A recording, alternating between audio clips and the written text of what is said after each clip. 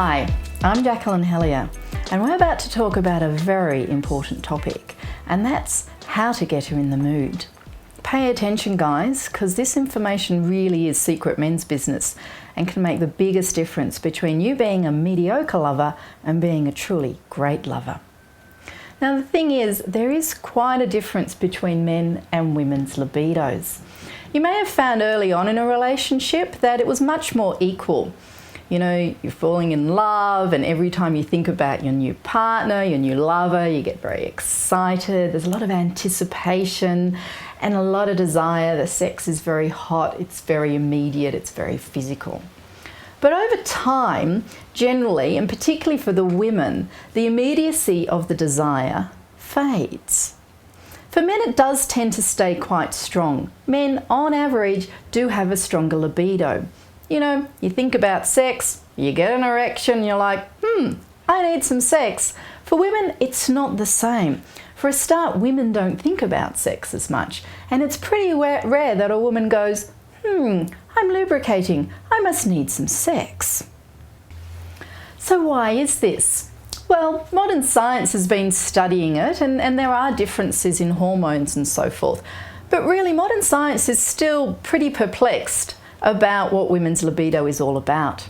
So what I'd like to share with you now is actually the tantric concept, in particular the Taoist Chinese concept of male and female sexual energy.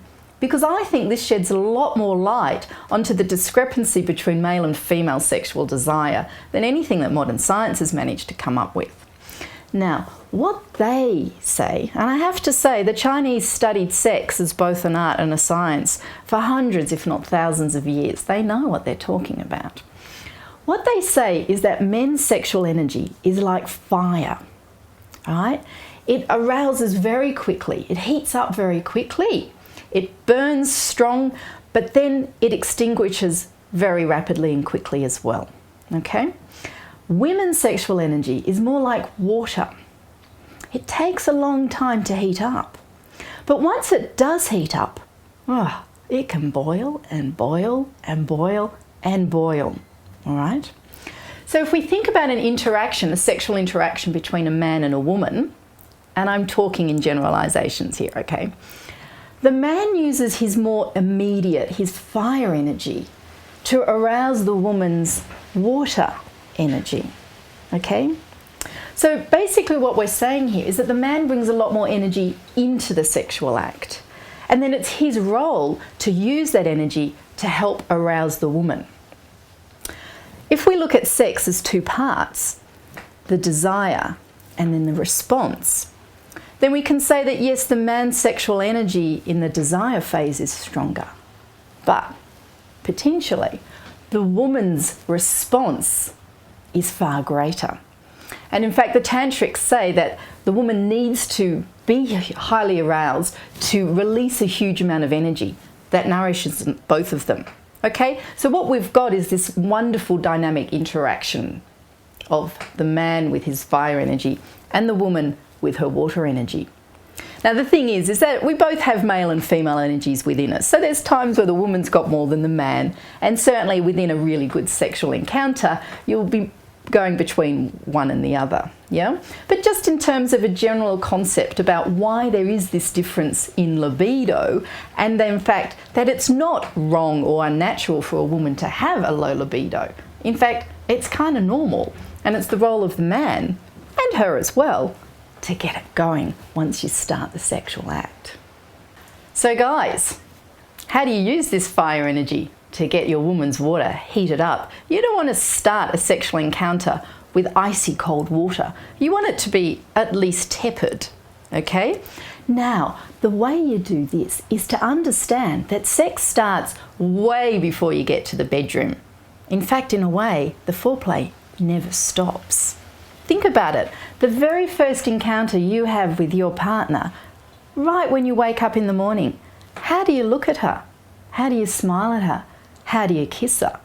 If it's a, oh God, fart, get out of bed, not a good way to start that factor first thing in the morning. But if you wake up, roll over, look her in the eyes and go, oh, good morning, darling, and give her a little kiss, It may just be a short one, but there's a big difference between a and a, yeah, momentary difference. But the nature of that interaction is so much better. You wake up and start your day like that, you're going to have much better encounters later on in the evening. It's very important that you make your woman feel adored. Women really get off on knowing that their partner thinks that they're really gorgeous. Because unfortunately society brings us up as women to think that we're not, okay? Every woman thinks she's too fat or too thin or too old or too this or too that. Okay, it's your role to express your true love and adoration of her, almost a worship of her as a sexual goddess, so that she can really come to believe it herself. And part of that is for you to be truly in your masculinity. Now, masculinity has had a bad rap in recent years.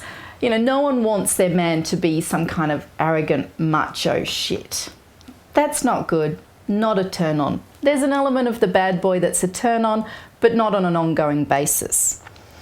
But then again, you don't want to be the opposite and turn into one of these new age wimps who's so concerned about his woman's feelings that he doesn't try and initiate or do anything, okay? I can't tell you exactly how you be fully in your manhood. It's a very personal thing. But it's your masculinity and your expression of your masculine sexual energy that will match and bring out her feminine sexual energy. And when the two of you come together like that, that's when the really awesome sex happens. So guys, getting her in the mood, as I say, is an ongoing process. And it starts from first thing in the morning and goes through to the post-sex cuddle. Never roll over and go to sleep. Always take a moment to smile, cuddle, tell her it was gorgeous, tell her she's beautiful, and then roll over and go to sleep. Okay? It's these small acts of kindness, of tenderness, of adoration that build the erotic charge in an ongoing way in your relationship. And equally, it's small acts of neglect that will dampen it forever. Which do you choose?